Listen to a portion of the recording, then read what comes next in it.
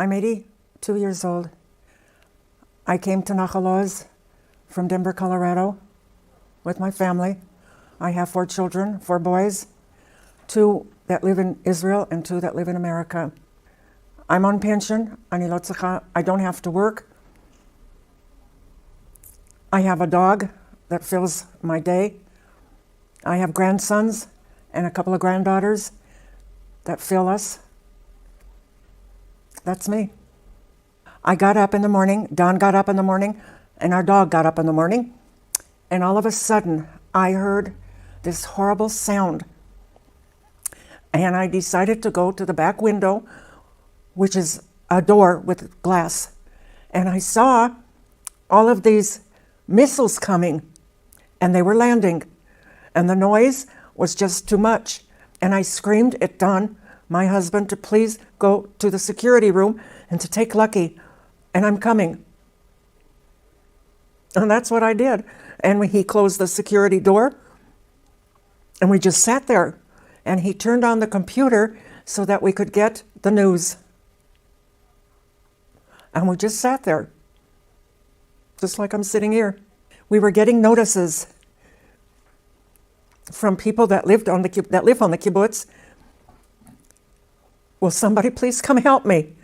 There's terrorists in my house. Where is the army? And it was like we heard this screaming in our heads of these people that were asking for help. We heard shooting, a lot of shooting, and the missiles kept coming.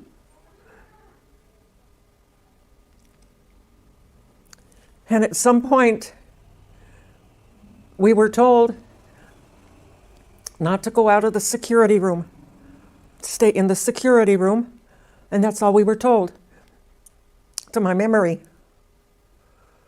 But I went out and I ran and I brought water into the security room, and I brought a pail into the security room, and we locked the door again. And we just stayed there, listening to the people hollering, "Help me, help me." And nobody came to help. And I don't know what time it was. We got a notice that everybody has to be moved out of the kibbutz. And quickly pack your stuff that you want to take. And by that time, I can honestly say I was in a state of shock. I didn't know what I was doing, really. I was doing it like automatic. Like a machine was telling me, you got to go here, you got to go there, you got to do this, you got to do that, and do it quickly. So I ran and got all of my husband's medicine. I got my medicine.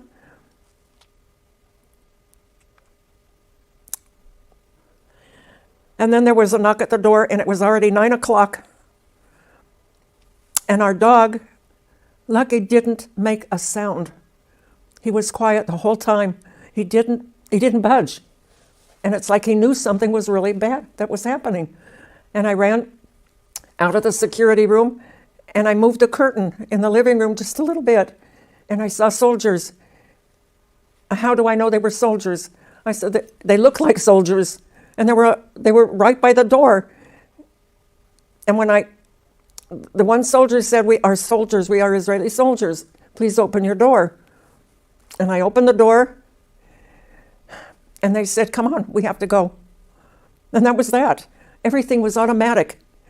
It was like nothing, there was no feelings. We did what we had to do.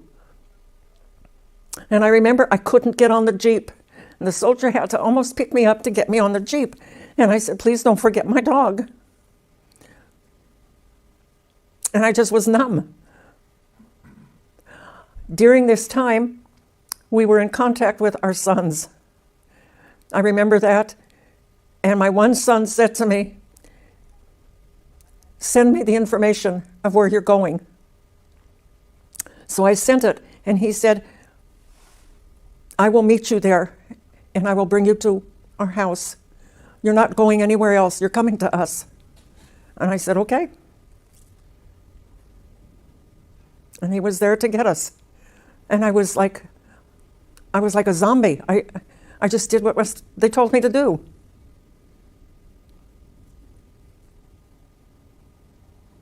And when we got to where we had to go, My son was there to get us, and he kept saying, get in the car, get in the car. We're going. It's going to be okay. And I saw the people that got on the bus, and they were carrying their dogs. I don't remember. I just remember the sound and the noise.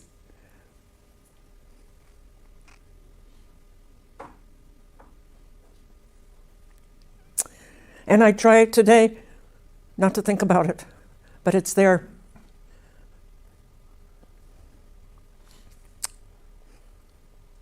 And that's what happened. We got on the Jeep with our neighbors. There were only 4 of us and a dog that were allowed to get on the Jeep. You get on the Jeep, you get off the Jeep, you get in the bus. And I just kept worrying about my dog. A week ago, on Saturday, we arrived here on Nahal Oz at Mishmar Emek. For 2 months and some days, we were at my son's house and my daughter-in-law's house and my grandchildren's house. 2 old people falling on the doorstep of my young family. How long can this go on? They took care of us, especially my daughter-in-law. She wanted just everything. I was like a zombie, and my husband was a mess. And I'd say it took about a month and a half for some of the fear to leave my body. And they wouldn't let us go anywhere. You stay with us, we will take care of you. But how long can a young family take care of 2 old people that fall on their doorstep? And they were so good to us. So we decided we have to move on. We have to turn the page. And to turn the page was only to get to where Nahal Oz was with the people here.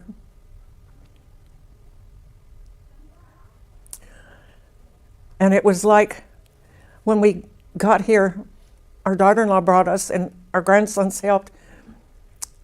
And it was like boulders coming off of our shoulders, like we're coming home, but we're not really home.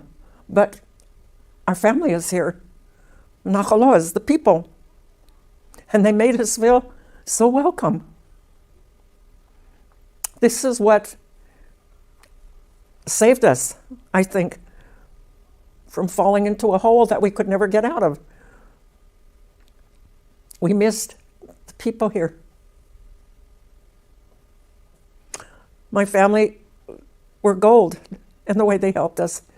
But it was time for us to be with the people that we lived with. And to move on a bit. All right, so now we have a room with 2 beds, a bathroom, a refrigerator,